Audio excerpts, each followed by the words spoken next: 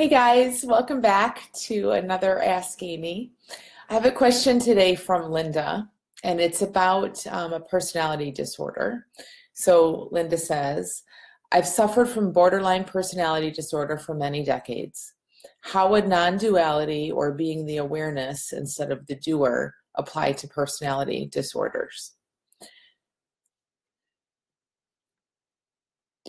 So the first thing I want to say here is this can apply to so many of us, all of us, regardless of whether or not you have a personality disorder.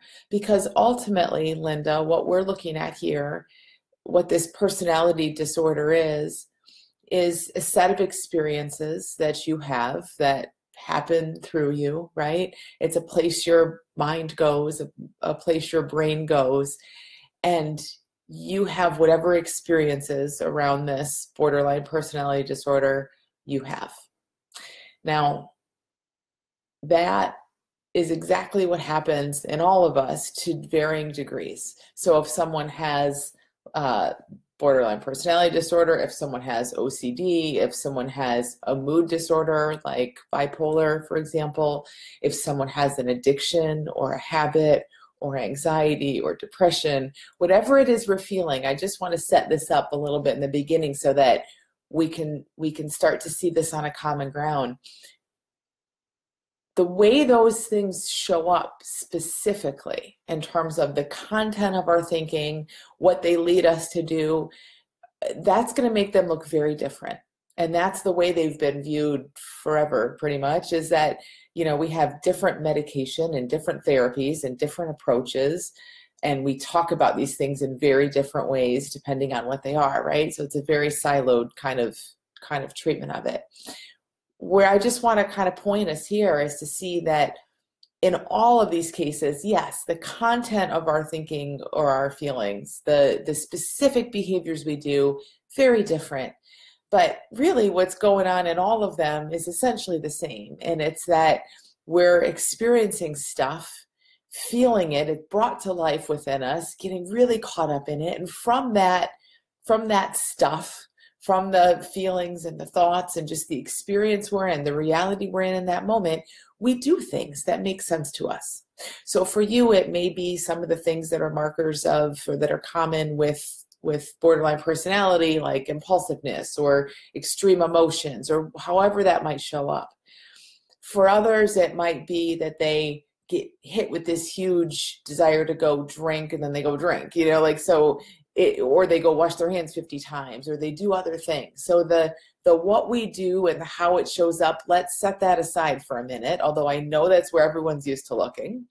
But if we can just set that piece aside and look more toward the fact that in all of these cases, in any issue we might have, there's a common thing happening, and that's that our psychology gets into these habits. It's a habit of our psychology. It's a habit of our brain or our mind, and the experience that shows up, and it comes up and creates this reality for us. And from there, we just do whatever makes sense to do. So Linda, you ask how non-duality, or being the awareness rather than the doer, can help with this sort of thing. And, you know, I think a huge kind of thing to look toward, which is hard sometimes to talk about because we don't always feel this, but to be able to look toward the fact that no matter what's going on for any of us, we've all had moments where we can feel this experience coming up within us. Even, you know, we feel it physically, emotionally, we're maybe driven to do things about it or do things from that place, whatever that is. It's a very, very real experience for sure. It is our reality in that moment. We've all had times of being in this reality and kind of knowing in some way that that is our reality in that moment. In other words, there's in us, there's some awareness, there's some space from which we can see this stuff happening, and we are not it. We are not completely collapsed with it. There is some kind of a gap there. Now, again, I know that varies moment to moment, and it varies person to person, and sometimes people have really extreme emotions and they change on a dime, and we get so lost in them, and it's going to be harder. going to be harder in those moments. But it's just a fact of how humans are. Like, this is something that's true of all of us, that there is an us that is not that experience. And the more we look toward that place and we get curious about what that's like, and we notice, oh yeah, me too. Even though mine might be super extreme and they might lead me to do things I hate, I too have had that experience of kind of knowing I'm having an experience, if that makes sense. So to the extent that we can look there and know that, and I think pretty much everyone can, even just a little bit, that's going to be huge. And that's kind of what you're pointing to here in your question, when you talk about being that awareness rather than the doer. So it's just that bit of kind of distance or separation or awareness, or just knowing that we aren't just what's happening within us.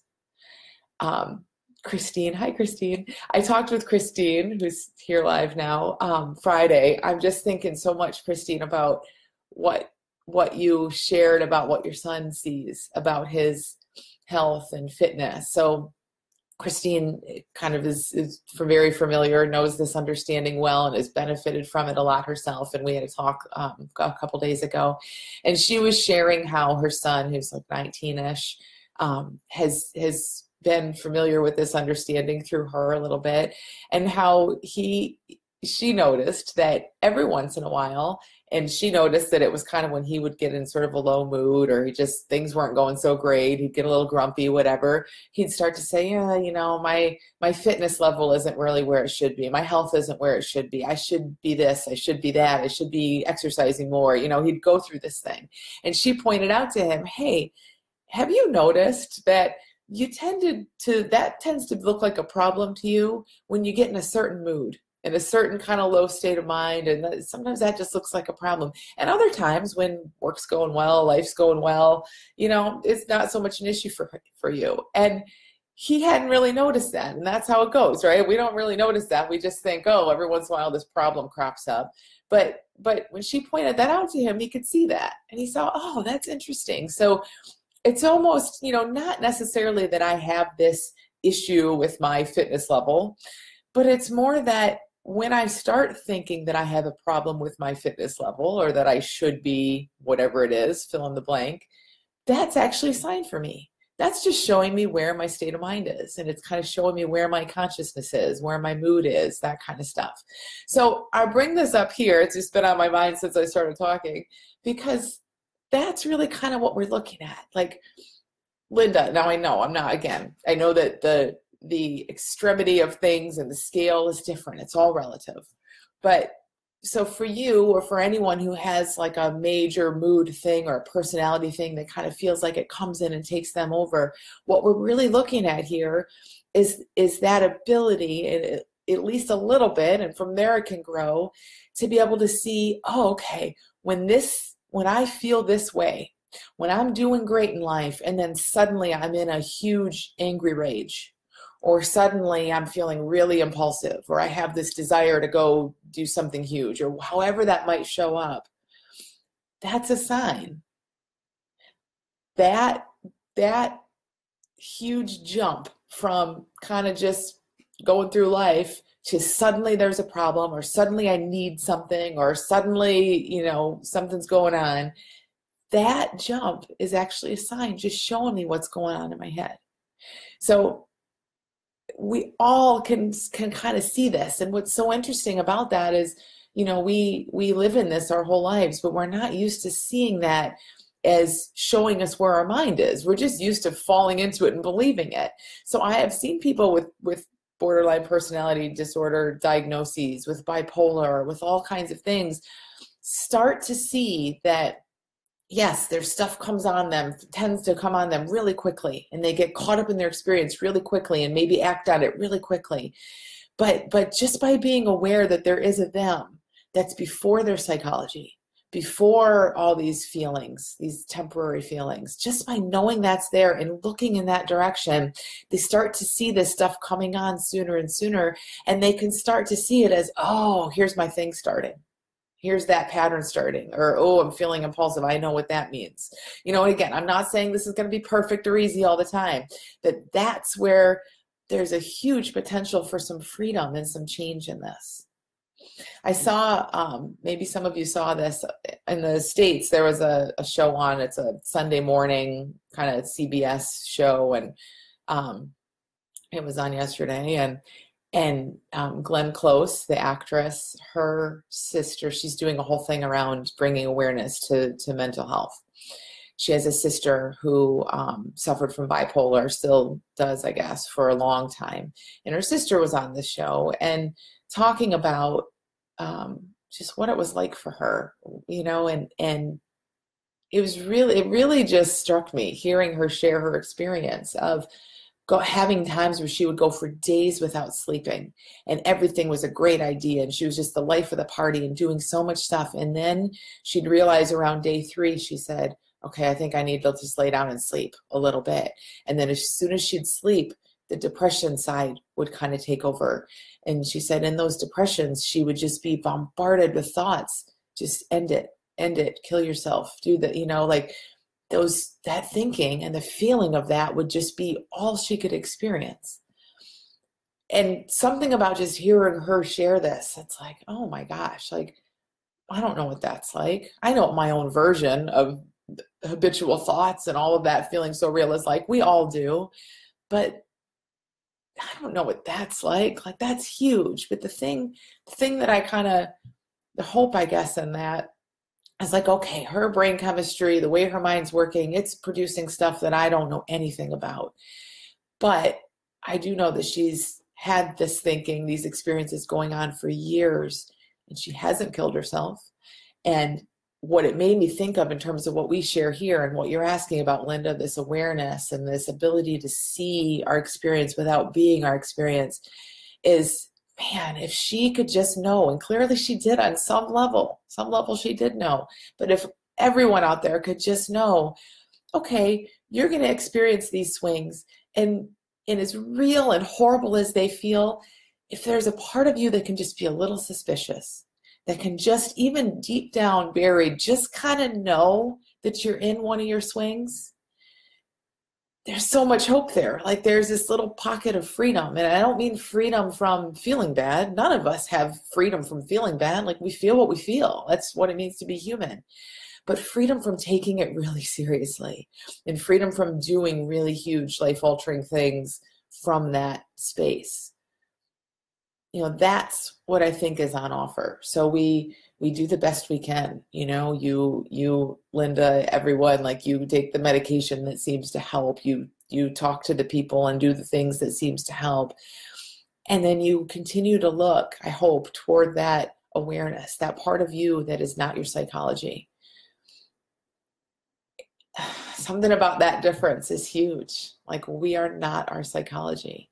And our psychology is big and strong and will feel like it's just taking us over at times. But the thing about our psychology is it's always changing. What it gives us is always changing and moving. And so if we can just be in a place to know, okay, I'm bigger than my psychology, whatever that experience may be, this whole thing is going to change. And it's almost like we get to just lay low and minimize the damage as much as possible, do as little as possible, write it out if that's where we are at times, and know that, you know, we're tapped into something that isn't moving. Like, what we are is what doesn't change. It's what doesn't move. It's stable and it's peaceful and it's free. And sometimes we don't feel that, but that doesn't mean it isn't there. And it helps us keep into perspective the big, dramatic, emotional, destructive feeling other stuff, which, thank God, is always changing. You know, if we can just be that awareness rather than that doer, like you say, Linda, we start to feel that, and we can feel the safety in anything that's going on. So hope that's helpful, and I hope it's helpful for people, again, even if you don't have a mood or personality disorder or a major addiction or habit. I mean, just to see that we're all operating in the same way. It's a matter of degree. Some people's swings are bigger than others. Some people's extremes are way bigger than others. And at different times in our lives, we all have bigger or smaller extremes, you know, but but the way we work, that it's experience brought to life and then it changes, and that there's a safety in there, that we are not our psychology, that's universal. That's true of everyone, no matter what's going on in your mind. And I think it can help a lot. It might not change what shows up all the time, but it can point you back toward a safe place, which I think, yeah, just gives so much hope to people. So thank you so much, everyone who joined, and everyone who's listening. And I did want to let you know that the Little School of Big Change is reopening soon on April 23rd. So if you want to hear more about this understanding, who you are beyond your psychology, have help with moods or anxieties or habits or things that come up and feel so gripping, that's the place to do it. So just get yourself on the wait list. There'll be some bonuses for early enrollment and all kinds of fun stuff that you'll find out about first if you're on that wait list. And if you have questions for me about anything I talk about here, and really just send anything, because I'll just answer. I always just look toward the questions that seem like they would apply to the most people, you know, that allow me to kind of share this in the best way I can to reach the most people. So no harm in just sending me your questions. So if you have them, please send them to AskAmy at thelittleschoolofbigchange.com. And I will see you guys back here next Monday. I hope you have a great week.